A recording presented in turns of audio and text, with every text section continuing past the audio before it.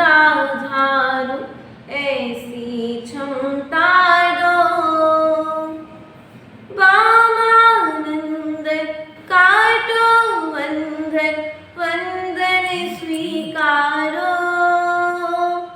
हे चिंतामणि पारस बाबा हम सभी को तारो।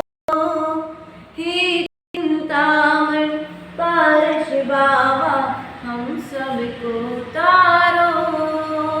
हम सभी को तारो। गुरुआपात नो नित्यं ज्ञान दर्शन नायिका। चारित्राणु गंभीरा मोक्ष मार्ग उपदेशिका। बोले देवादिदेव आदि ब्रह्मा प्रथम तीर्थेश्वर आदिनाथ भगवान की जय। परम पूज्य आचार्य भगवान चिंतामणि मूलायक पारसनाथ भगवान की जय।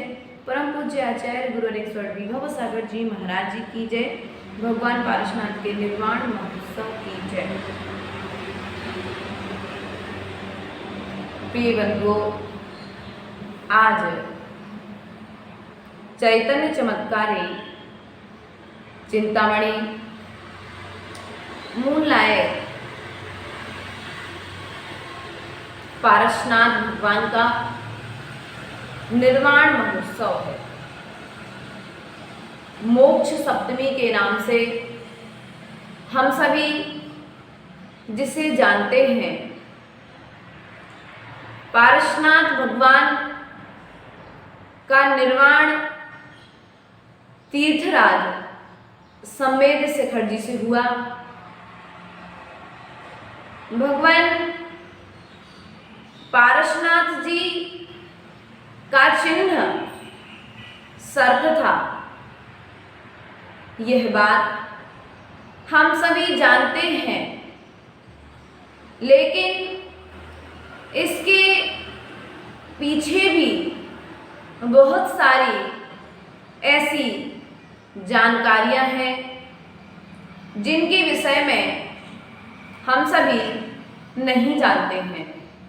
आज पारसनाथ भगवान निर्वाण महोत्सव की इस पावन पवित्र बेला पर हम सभी यह जानने और समझने का प्रयास और पुरुषार्थ करेंगे कि भगवान पारसनाथ कौन से स्वर्ग से आए थे और उनका पूर्व नाम क्या था। आदि आदि बहुत सारी बातें जो आदि पुराण, उत्तर पुराण, महाबंध आदि महापुराण आदि ग्रंथों को आधार बना करके खोज करने के पश्चात आप सभी के बीच में लेकर के आए हैं। तो भगवान पारसनाथ भगवान का चिन्ह सर्प था। भगवान पारसनाथ का पूर्व नाम आनंद था और भगवान पारसनाथ जी प्राणत स्वर्ग से आए हुए थे। भगवान पारसनाथ का गर्भ वैशाख कृष्णा द्वितीया को हुआ था। भगवान पारसनाथ की जन्मनगरी बनारस थी। भगवान पारसनाथ की जन्मतिथि पौष कृष्णा एकादशी थी। भगवान पारसनाथ का वंश उग्र वंश था। भगवान पारसनाथ के पिता का नाम विश्वसेन था। भगवान पारसनाथ स्वामी की माता का नाम बामा देवी था। भगवान पारसनाथ की आयु 100 वर्ष थी। भगवान के शरीर की ऊंचाई 9 हाथ थी। भगवान पारसनाथ का वर्ण हरित था। भगवान पारसनाथ के वैराग्य का कारण जाति स्मरण था। भगवान पारसनाथ की दीक्षा तिथि पौष कृष्णा एकादशी थी। भगवान पारसनाथ जी का दीक्षा समय पौराणिक काल था। भगवान पारसनाथ की दीक्षा नगरी, अभी तक इसका कोई प्रमाण सामने नहीं आया है। भगवान पारसनाथ का दीक्षा वन अश्ववन था, अर्थात वन में भगवान ने दीक्षा ली थी। भगवान पारसनाथ की दीक्षा पालकी का नाम बिमला था, जिस पालकी में भगवान को दीक्षा के बाद में ले जाया गया था। भगवान पारसनाथ का दीक्षा वृक्ष, जिस वृक्ष के नीचे बैठकर के भगवान ने दीक्षा ली थी, उस वृक्ष का नाम था देवदारू। भगवान पारसनाथ की दीक्षा के समय 60 भक्त उपास आदि उन्होंने किए थे। पारसनाथ भगवान के सह दीक्षित 300 राजा हुए। भगवान पारसनाथ की प्रथम आहार नगरी गुलमखेड़ थी। भगवान पारसनाथ की प्रथम आहारचर्या धन्य नाम के राजा ने संपन्न कराई थी। भगवान पारसनाथ को प्रथम आहार में गौ क्षीर से बनाया हुआ पकवान आदि प्रदान किए गए थे। भगवान पारसनाथ भगवान 4 माह तक छद्मत अवस्था में रहे। भगवान पारसनाथ के समय में क्या कोई चक्रवर्ती हुए थे? अर्थात नहीं हुए। भगवान पारसनाथ के समय में कोई बलभद्र हुए थे? अर्थात नहीं हुए।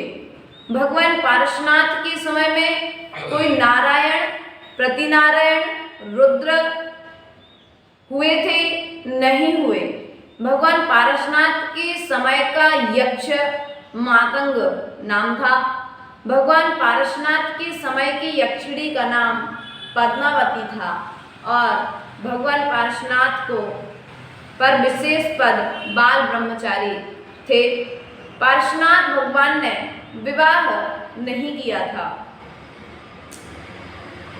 जब पारसनाथ भगवान राजा आनंद की पर्याय में थे, तब उन्हें किसी एक दिन राजा आनंद ने यौवन चाहने वाले लोग के हृदय को दुख करने वाले सफेद बाल सिर पर देखा। इस निमित्त उन्हें वैराग उत्पन्न हो गया। अर्थात भगवान राजा आनंद के लिए एक सिर पर बाल देखने से वैराग उत्पन्न हो गया।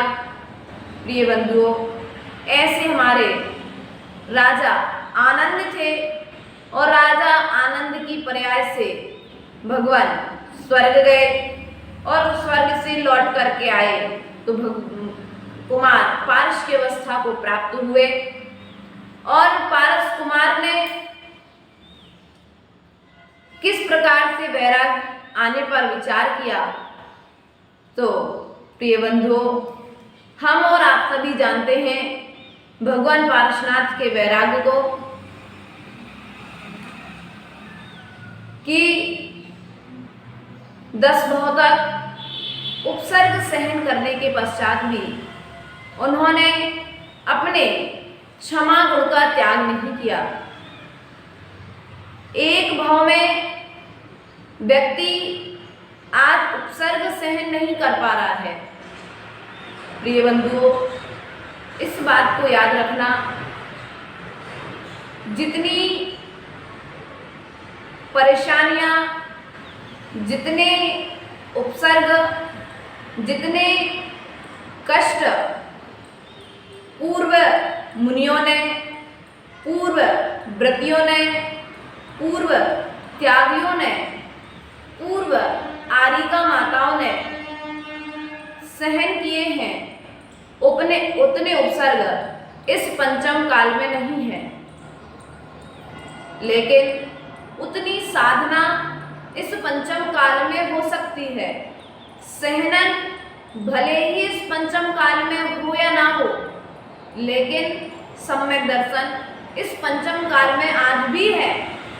इसलिए प्रिय बंधुओं, धर्म के प्रति आस्था, धर्मात्मा के प्रति विश्वास बना करके रखो, क्योंकि भगवान पारसनाथ ने अपने जीवन में 10 भवों तक उपसर्ग को सहन किया और उपसर्ग सहन करने के पश्चात में उन्होंने किस बल पर उपसर्ग सहन कर लिया? उन्होंने भेद विज्ञान के बल पर उपसर्ग सहन कर लिया। इसलिए प्रिय बंधुओं, आज हम सभी यही भावना भाते हैं, हे भगवान, आपने आज के दिन निर्वाण को प्राप्त किया था, हे भगवान हम भी निर्वाण को प्राप्त करें। हमने निर्माण तो बहुत किया है, लेकिन निर्वाण की तैयारी नहीं की है। इसलिए इस पंचम काल का एक भाव मात्र निर्माण की तैयारी में लगा दीजिए। घर का निर्माण, दुकान का निर्माण आदि आदि निर्माण तो हम बहुत कर रहे हैं।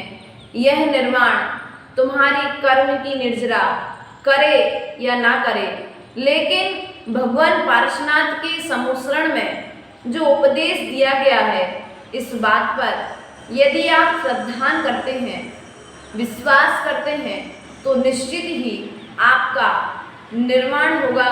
भगवान पारसनाथ के इस निर्माण महोत्सव पर हम यही भावना भाते हैं कि भगवान, जिस प्रकार से आपने निर्माण प्राप्त किया, सबको छोड़ करके आप सिद्धालय में जाकर के विराजमान हो गए, उसी प्रकार से ही भगवान आपके चरणों की वंदना करने से, आपके प्रति विश्वास रखने से, आपकी आराधना करने से, आपके चरणों में बैठने से हम सभी भी कर्म निर्जरा को प्राप्त हों और हम सभी भी जल्द से जल्द संसार से छूट करके मोक्षपुरी अर्थात सिद्धालय को प्राप्त हों। इन्हीं भावनाओं के साथ बोले परम पूज्य आचार्य गुरुवर विभव सागर जी महाराज की जय।